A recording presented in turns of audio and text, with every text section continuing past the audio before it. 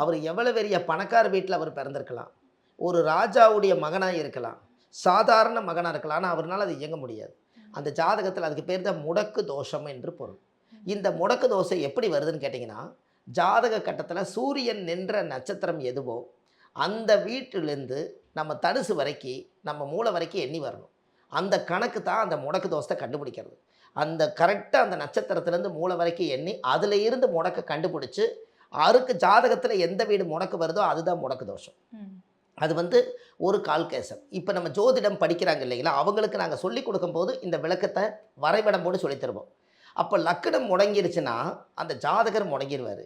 அவர்னால செயலிழந்த மனிதர் மாதிரியே இருப்பார். எல்லா திறமையும் என்கிட்ட இருக்குதுங்க, ஆனால் என்னால் வந்து வாழ்க்கையில் ஒரு கார் வாங்க முடியல, ஒரு வீடு கட்ட முடியல, நான் வாடகைக்கு தான் குடியிருக்கேன், என்னால் எதையுமே இயங்க முடியல, இதனால் நான் எவ்வளவோ மன உளைச்சல் ஆகியிருக்கேன், கடன் வாங்கின்னு என்னால் கட்ட முடியல, நான் தொழில் செஞ்சு அவமானம் ஆயிட்டேன், வட்டிக்கு மேலே வட்டி கட்டுறேன், இப்படி எல்லாம் இந்த முடக்கு தோஷம் அவர் அறியாமையே செய்யுங்க என்ன.